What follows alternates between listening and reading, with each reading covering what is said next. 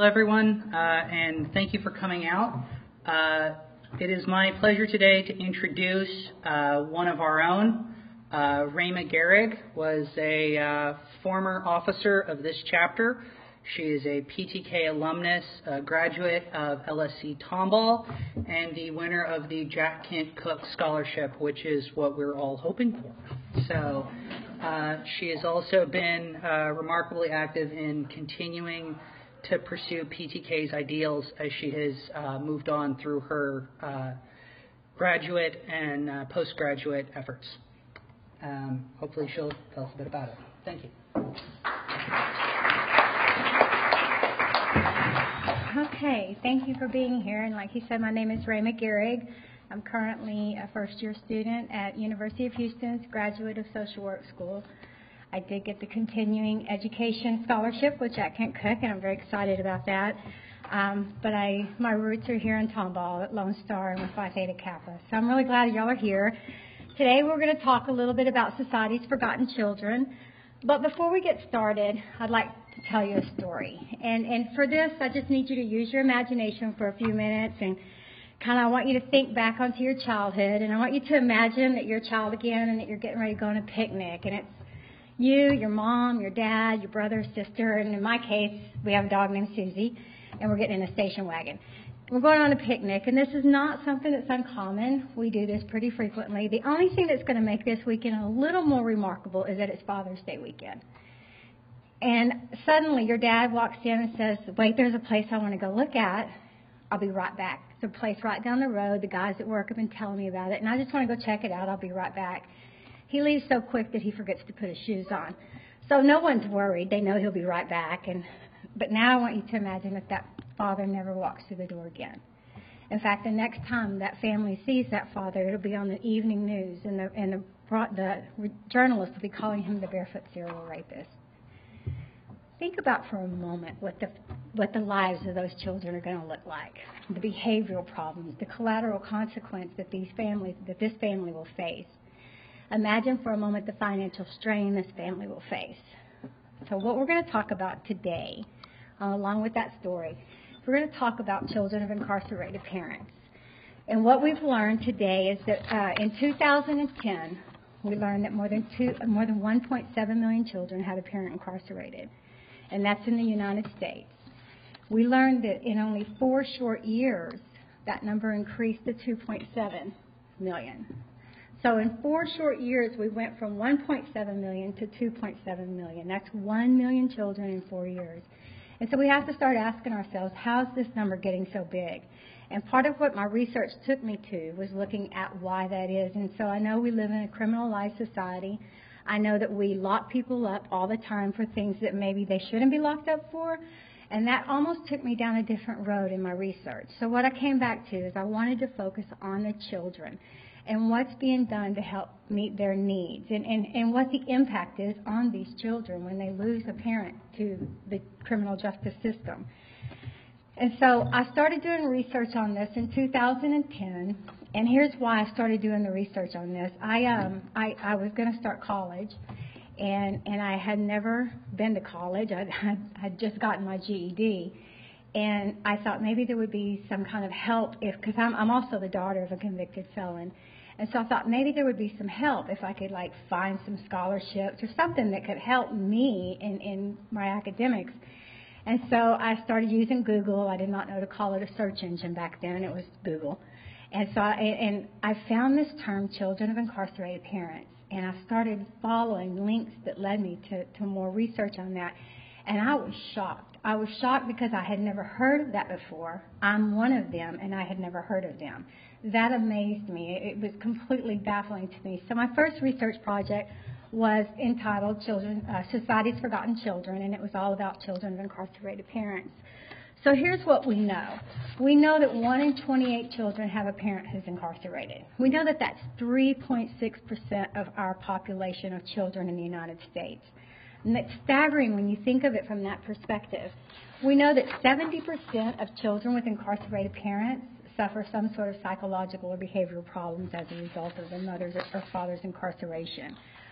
We know that in the United States, we are the world leader on mass incarceration. So with all of these numbers, and we know that we have 2.2 million people in our prison systems. Oh, I can hear me. Can y'all hear me now? So we know these numbers are really big. But what we didn't know is that this does not include county jails, city jails. This is just our state and federal facilities. So I started looking a little further and thinking, well, what are we going to do? Because this is a lot of kids, even still. 1 in 28, 3.6% of the population. So we know it doesn't include the counties and jails. And then I looked at Texas, and, you know, we love doing things big in Texas. Texas is the leading state with mass incarceration. We have more than 170,000 people in our facilities, statewide and federal-wise. Again, that's not including our city and county jails. So when I went through and I was looking at this, it started looking like a lot for me, and it was a little overwhelming. And then I found this. And when I found this is what really put a fire in me. In spite of the fact that we have 2.7 million children in the United States with a parent incarcerated, studies show that we know more than 10 million children have experienced parental incarceration at some point in their lives. And I want to paint a picture for you of what that's going to look like. So what we're talking about here is we're talking about if your parent is arrested for a DUI. We're talking about if your parent is somehow maybe writes a hot check and goes to jail or does a white-collar crime. So there's so many different variables that play into that 10 million that it just keeps getting bigger and bigger. And so the national ripple effect just keeps flowing. And I want to break it down one more time for you and show you that 1 in 42 Latinos have a parent incarcerated. 1 in 111 white students or children have a parent incarcerated, and 1 in 15 black children have one. So if you're ever looking to do some research on how stratified our society is, this would be a really good avenue to go down. Because there's so many different ways that we can look at children of incarcerated parents. So now we're going to look at some of the effects of this. And I like to look at the poor coping skills first, because I can tell you that as a daughter of a convicted felon, I suffered from all of these. And so when I was going through this, I was like, check, I've got all that. You know, I went through all of this. So this wasn't something that was just I was reading it in a book. This was something I was living. I was experiencing it. And I didn't know that I wasn't alone. I didn't know the numbers are that high because it's not something people talk about. It's not like if you had walked in my school when I was in elementary school and said, if your mom or dad's in prison, raise your hand, and I would have been going, yeah, that's me. I would have been, we're not talking about it. Because we're raised to not talk about it. And that's why the slogan for Society's Forgotten Children is breaking the silence, because I learned how to keep that quiet and keep you from ever knowing me. And so it's not uncommon for us to experience things like substance abuse and self-harming. It's not uncommon for us to move. We know, statistically, we know that when a child's parent's incarcerated, they're moving up to 8 times from that incarceration. My family and I moved 8 times in 1 year. So that was 8 times in 1 year I got to recreate my identity. 8 times in 1 year I got to be the new kid in school. 8 times in 1 year I got to tell a new lie. And 8 times in 1 year, I got to fear you finding out who I was. And so this can lead to antisocial behavior problems that can also be like bullying and joining gangs. And as much as this might sound like I'm telling you my story, I'm tying it into the statistics because it's relevant to who I am today and what we're doing here today. I was a bully. I'm not proud of that. But to me, it was hurt or be hurt. And it was my coping skill. And that is what we've learned is not an uncommon factor for children of incarcerated parents. Joining gangs. I started my first gang when I was 11 years old. Again, not proud of that, but it's just an earmark. It's just cookie cutter problems. And I'm not saying that all 2.7 million children are going to go through every one of these, but I am saying it's more common than we think it is. Oh, and I did miss one bullet point on there, and I want to say that when I first started doing this research, the statistics showed that children were 6 times more likely to be in prison themselves or to suffer what's called intergenerational incarceration. And in 4 years, that number's gone up to 9 times more likely. And I was just amazed by that, because that, to me, is like a sounding alarm that says we need to do something to get out in front of this. So now that we have an idea of how many there are, I'd like you to take a look at the parents that are getting incarcerated as well. So we've had a 77% increase of fathers that have been incarcerated, and we have a 133% increase of mothers. Just take that in for a minute. And that only covers from 1991 to 2010. The Bureau of Statistics will be releasing some new information this year, and I feel confident that that number will be on the rise a great deal. So why do we look at mothers and fathers being incarcerated?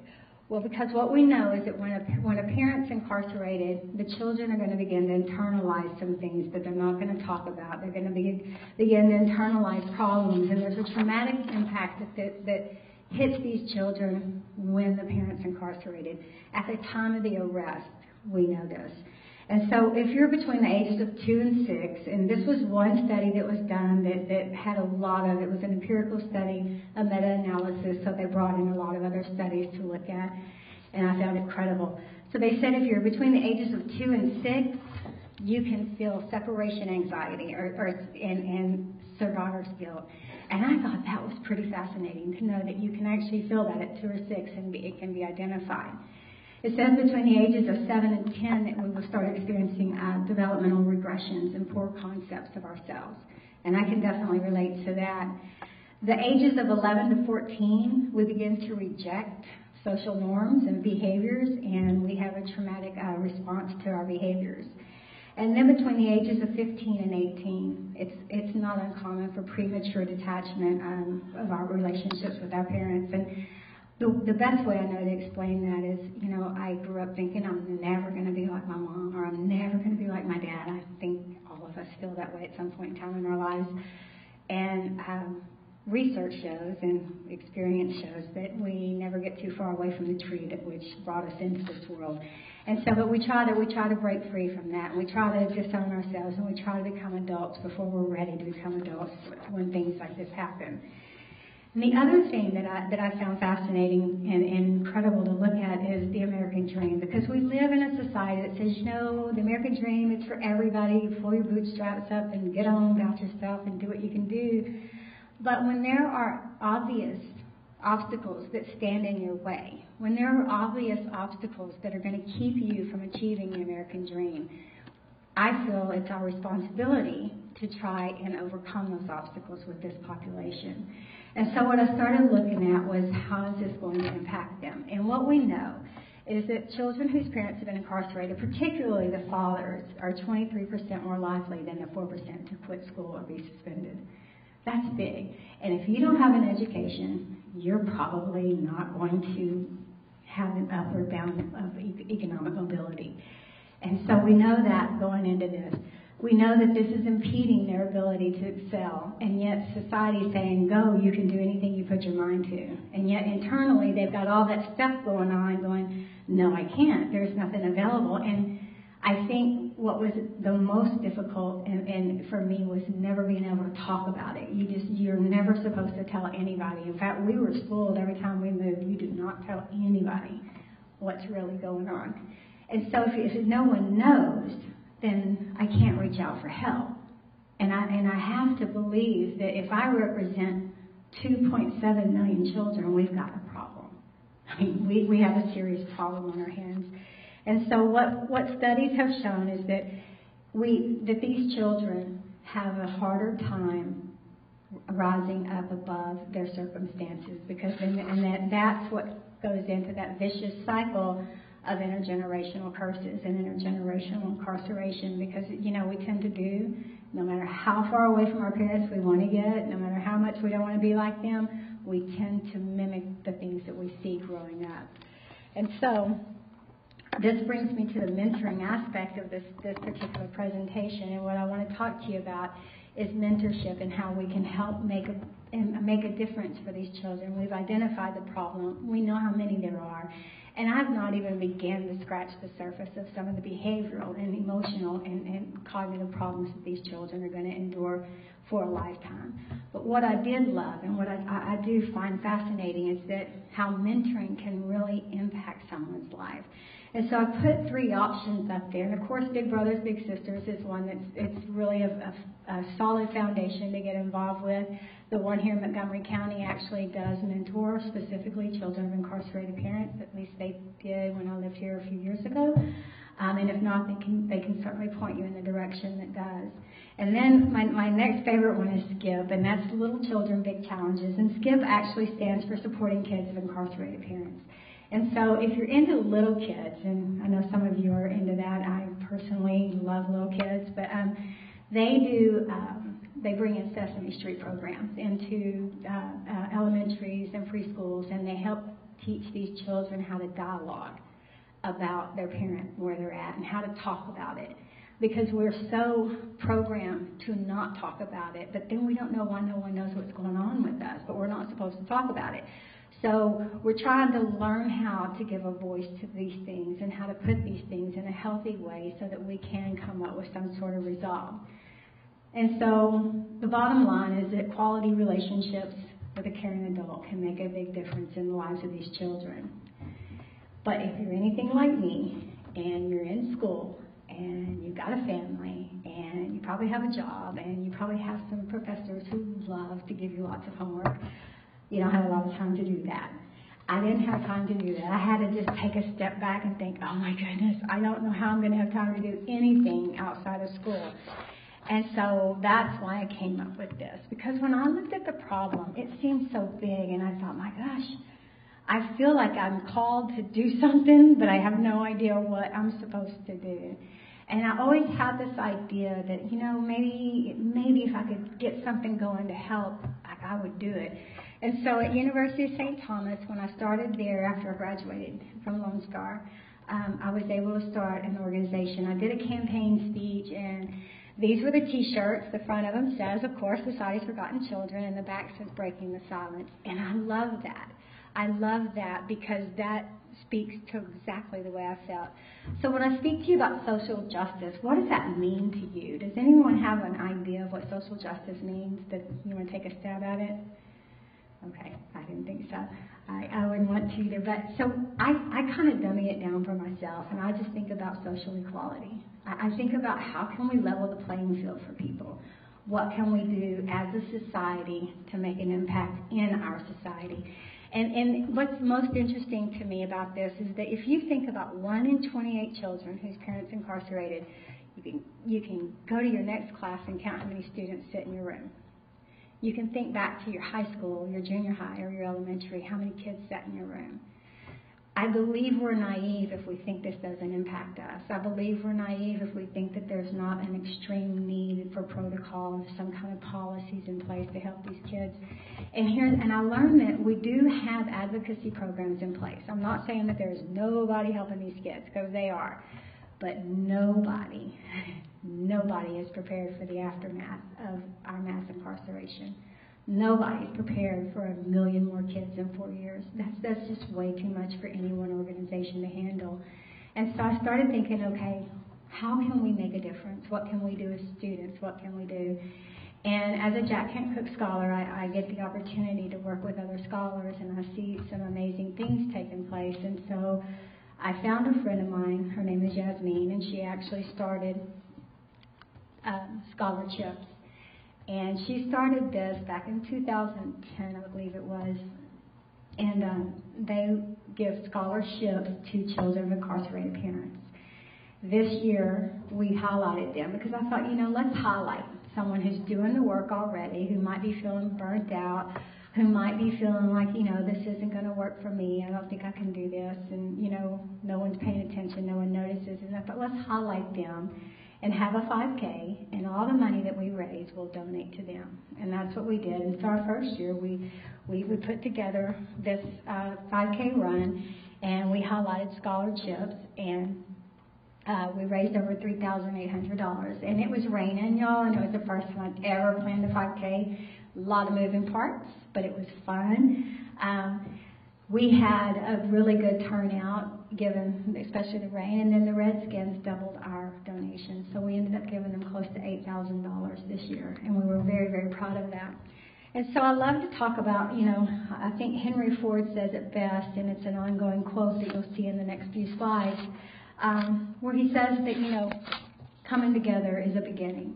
And so what I thought about with that is I thought, okay, so we're coming together. What is that going to look like? And so we got officers. I had to write. I had to type up minutes. I had to type up all of our rules and regulations, our bylaws. That's the word I'm looking for. And I had to get the club approved. And once I got the club approved, I had to find officers. And once I found officers, I had to find an advisor. And once I found an advisor, we were able to do some pretty magical stuff. These are some of the flyers from our 5K and from our first event, and that's one of our academic advisors down there. He reminds me of Bo. And then we have my officers here that were all there. And here's the neat thing, too. I've graduated from there, and those officers have now taken over, and it's going to continue going. And so we knew that we wanted to come together. And then it says, Henry Ford goes on to say that keeping together is progress. And so what we did for that is I set up a website. And we had platinum donors, we had gold donors, and we had silver donors. And Liberty Pipeline was our first platinum, and they actually donated almost $2,000 to cover the expenses of the race itself, so that all the other money we raised went to profit. They also donated an iPad, which we were able to give to the first place runner. And then we had our two silver donors, which was the Council of Clubs and the Social Justice Department that sponsored us in that. And then he finally closes his quote with working together is success. And the reason that quote sounded and seemed important to put into this presentation is because we had to learn to work together, but we knew that we could do more. And at this point, I always like to try and think about all the people who helped make something like this possible, because my family showed up at our first 5K run. My sister donated a handheld computer as a door prize, and my brother helped give out tickets and stuff. And my family was definitely very impacted by the incarceration of our father. And so we had a lot of struggles to go through. And so this has been very healing for me. But more importantly, it's created an awareness, and it's generated some ideas. And the thing that I love most that it's generated is now that we're in collaboration. And so what you're going to start seeing here at this campus is you're going to start seeing flyers where Phi Theta Kappa is going to be conducting a 5K run February 20th. And on that same day, University of St. Thomas will have their 5K run at Tom Bass Park. And on that same day, Arizona State University will have their 5K in Arizona. And all the proceeds are going to go to highlight the nonprofit organization. I think for me, this has been more than I could have ever imagined. And I know sometimes when we look at problems and we're doing research and we see all these things and we think, oh, there's so much that needs to be done, but I'm just one person. How can I really make a difference? I want to encourage you that you can make a difference. You can find something that is your passion, and you can tie it into something like this, and then you start creating some awareness. And it gives our lives a little more purpose. But if you still need further convincing about whether or not you can make a difference. Okay, it went the wrong way. There we go. I want to encourage you to think just for a moment back to the story that I originally told y'all when we started this talk out. And I know that we talked about some things that most of you, or many of you, might have thought that was a little far-fetched. I mean, it's kind of an extreme example. And I told that story for two reasons. And the first reason I tell that story is because I want you to understand that when we talk about children of incarcerated parents, you can't recognize them when they walk in the room. You can't say, oh, her dad's definitely in prison. Yeah, no, it's not that way. Because, some of us have parents, like I said, that are involved in drugs or alcohol or white-collar crimes. Some are only in state, some are only in federal, some are in and out. And then some have that notorious parent that's a sensationalized criminal. And the second reason that I tell you that story is because that's my story. My father was the barefoot serial rapist. I lived that. I experienced that, and I know what that's like. And I know what it's like to think your whole life no one's ever going to understand where you're coming from. I know what it's like to live in a society that says all these things are bad and horrible and you should not be doing them, and yet know that your father's the one who did that. I know what it's like to wonder, am I going to grow up and be like my dad? I know what it's like when people look at me and say, you look just like your dad. Oh my gosh, you remind me so much of your dad. And you just think, oh my gosh, no, I don't want to remind you of him. I know what it's like to have all those internalized problems that I spoke to you on that one side. And I know what it's like to have behavioral problems. But if that was all I knew, I'm only going to tell you one side of the story. I can tell you two sides of the story today because I also know what mentoring can do. I also know what getting involved and helping people can do. I know the power of one person noticing that I have a talent that I can use and showing me how to do it. If I was only going to talk to you about the importance of scholarships, that would not be enough. Because just because you give me money doesn't mean I know how to spend it.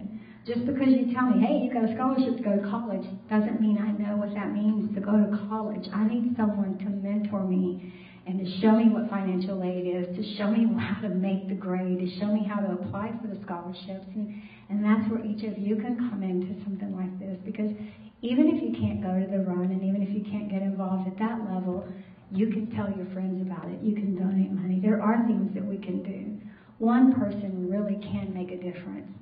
I got to tell you that it came as absolutely no surprise to anybody that me and my 4 brothers and sisters did not graduate from high school. None of us graduate from high school.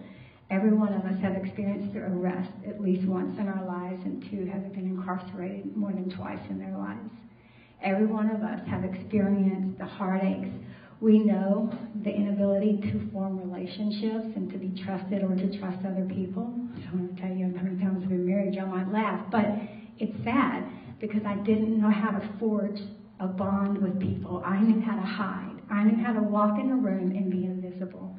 As hard as that might be to imagine, I knew how to do that. I knew how to keep you at a distance so that I could be safe. And what mentorship has taught me is I don't have to do that anymore. I'm not a high school dropout anymore. I was a high school dropout at 16, and I didn't get my GED until I came here in 2009, early 2010. And then I started school, and I always felt in over my head. I always felt like I was completely out of my realm, and this was not where I needed to be. And someone always came up to me and said, I really enjoyed what you shared in class, or I really enjoyed reading your paper, or, something that would just kind of reinforce. And little by little, reinforcements start to take place. So if we get involved and we start reinforcing these children, imagine the impact we can have. If I represent 2.7 million children, imagine what that can look like if each of us get involved and try and make a difference. The one reason that I got involved with doing this is because of my family, obviously. But I can tell you that when I graduated from college last year with my BA, my daughter and my 2 granddaughters were there. And my 2 granddaughters will never know what that brokenness is like. My daughter's on the other side of it. Because we can learn to heal and we can learn to bond. And this year in August, actually last year in August, my father passed away in prison while I was doing a presentation on Society's Forgotten Children in Washington. And when I came home, I was able to give his eulogy. And I was able to give his eulogy because people like you have taught me that I do not have to be judged today because of whose I am. It's not my crime. It's not my time. And I don't have to do it anymore. Today I'm judged by what I do and how I do it. And that is something that I never knew could be possible. So if mentoringship can help a 50-year-old woman, then imagine what it can do for a 15-year-old child, or a 10-year-old child, or a 5-year-old child. Imagine what it can do for someone who's trying to decide if they should stay in high school or drop out, or join a gang, or do drugs, or hurt themselves in any other way. Imagine what it can do if we stop these children from being 9 times more likely to be incarcerated themselves. So, thank you for showing up. Thank you for letting me share this, and I look forward to your questions if you have any.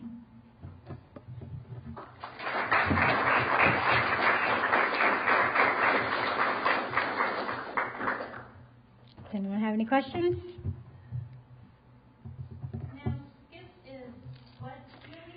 SKIP is supporting kids of incarcerated parents, and you can go online and you can look that up on that. They've got, they do a Sesame Street workshop, and they're always looking for volunteers to help present these workshops, but you have to get vetted and do a background check, and then you can go in and help do that. It's an interesting process, and it's an interesting program, but if you just Google SKIPs or in all caps, and it'll take you straight to their website. But it's supporting kids of incarcerated parents is what it actually stands for. And their program is called Little Children, Big Challenges. How do you, without volunteering, how do you bring a child in to get that in? That's something you would need to contact that corporation directly on. I don't have the information on that. I wish I did, and I'd be happy to help you after this is over and get you the information that you're looking for sure. Mm-hmm. How old were you when you found out your dad? The first time I was 2, and he got out when I was 10, and he went back for sexual abuse on children when I was 12, and he got out when I was 16, and he went back when I was 20, and he died in prison this time. Mm-hmm. And it was very difficult. You know, my mom had a 6th grade education and raised 4 kids by herself. And back in the 60s and 70s, there were no policies, no advocacies, no nothing. This wasn't even a thing you didn't talk about. And, you know, I usually include this when I tell it, but when that happened in our neighborhood where we lived, people weren't knocking on the door asking how they could help us. People were knocking on the door asking us to move. People were driving by our house and pointing because it was on the news, and so the reporters were camped out in our yard, and people would drive by and point. And so I knew a different level and a deeper level of the impact, but what I've learned is it doesn't matter what crime my father committed when it comes to these risk factors. These risk factors, we're all susceptible to them regardless of what the crime that our parents commit are. It's the idea that we lose half our income. We lose the stability of a home center. We don't get to see our parents, and when we do, we get patted down, or we have to see them behind the bar or behind plexiglass, and it's not a pleasant environment for kids. Definitely not kid friendly, and it's very traumatic, regardless of what the incarceration is. That's what I was going to ask you about. Older, did you go and speak with your dad? Did you have a conversation with him? I lived with my dad when I was 11 years old, and I got in trouble the very first time. That's when I got in trouble with the law, and I started again when I was 11, and my punishment was to live with my dad. That was hard, but yes, we went every Sunday and visited my dad until I was probably 5, and we took the trip to Huntsville. Mm-hmm. Any others? And I don't mind answering questions like that if you have them. I have no secrets. I'm very transparent these days. Yes? How do you find out the children that you can actually go and mentor? How do you gather those children together, or are they part of a program? There's a really good advocacy program in Houston called Victims No More, and if you're interested in doing something like that, she can definitely plug you in. But Big Brothers and Big Sisters is the best way, and you have to let these kids come to you because, like I said, they're not going to go around advertising, yeah, my parents in prison. So that also makes it difficult to get a good count on these kids. The thing, too, that some of the mothers have recently discovered is when they're arrested and they're asked if they have children, they're likely to say no, so they don't lose them to CPS or foster care. And so that's another whole avenue. And seriously, if you're interested in this and doing some research, there's a lot of different moving parts to this, and there's a lot of different levels of very interesting research that certainly would make a really cool project for you to do. Anyone else? Okay. Well, thank you all very much for being here.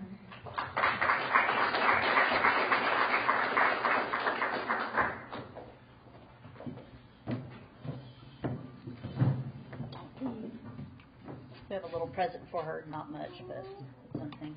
So thank you. Thank you so much. So we're all very proud of Rama, former Phi Theta Kappa and Vice President of Leadership, and you can see that she took advantage of that leadership position and that she is really going places in the world. We're very proud of the education that she has achieved. She's working on her master's, probably going for a doctorate. Probably. Yeah, see. And so we're very grateful for her taking time away from her master's degree today. So she has frantically worked us into her schedule. And I'm also proud to say that she is going to be our induction speaker on October 22nd. So I think with the current emphasis on our campus on grit, that I think you cannot find a better example of grit than Rama. And so she will be telling some of her story today. It'll be a little different, but we do very much appreciate her coming out, and I want to thank her one more time.